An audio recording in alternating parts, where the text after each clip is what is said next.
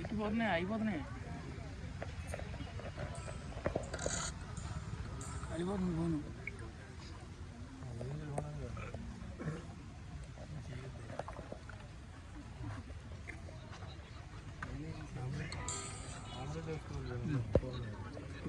అన్న ఇక్కడ చిన్నగొల్లపాలెం విషయం చెప్పండి. మెయిన్ ఇక్కడ జరిగిన విషయం చెప్పండి.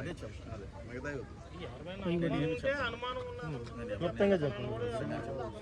చెప్పండి. గత నెల 27వ తేదీన గుర్తువెన్ను మండలం చిన్నగొల్లపాలెనికి సంబంధించినటువంటి యానాదులు శెట్టి సుబ్బన్న, గొలుసు అయ్యప్ప ఇద్దరు వేటకెళ్ళారు. ఆ వేటకెళ్ళినటువంటి వాళ్ళు తిరిగి రాలేదు. వాళ్ళని హత్య చేసి అక్కడే ఉన్నటువంటి ఉప్పుటేరులో పడేశారు. ఆ ఉప్పుటేరులో కూడా ఎలా పడేశారంటే వాళ్ళు తీసుకెళ్లిన బైక్కి ఆ ఇద్దరు శవాలను కట్టి ఆ ఉప్పుటేరులో పడేసి వెళ్ళిపోయారు. దీని మీద స్పందించినటువంటి జిల్లా ఎస్పీ, పోలీసు యంత్రాంగం బాధితుల ఫిర్యాదు మేరకు కేసు నమోదు చేశారు. ఆయన జిల్లా ఎస్పీ గారు చాలా సీరియస్గా, మేము చాలా ప్రతిష్టాత్మకంగా తీసుకుంటున్నాం ఈ కేసుని. ఎట్టి పరిస్థితుల్లో దోషులను వదలం.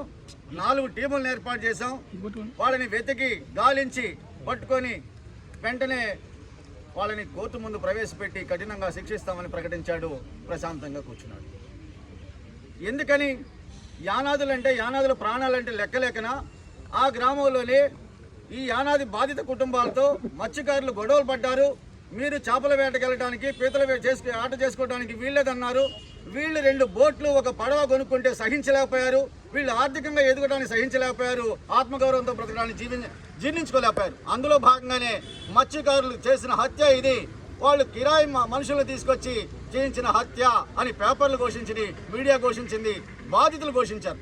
అయినా ఈ జిల్లా ఎస్పీ, అక్కడ ఉన్నటువంటి ఎస్ఐ, సిఐలు ఎవరు కూడా కనీసం నిందితులను గుర్తించడం కానీ, వాళ్ళని అరెస్ట్ చేయడం కానీ, అరెస్ట్ చేస్తున్నామని భరోసా ఇవ్వడం కానీ లేకుండా చాలా నిస్సిగ్గుగా ఇప్పుడు ప్రశాంతంగా కూర్చున్నారు. అంటే ప్రధానంగా యానాదులకి రక్షణ లేకుండా చేస్తున్నటువంటి ఒక దుర్మార్గమైన పరిస్థితి వాళ్ళ రాష్ట్రంలో ఉంది.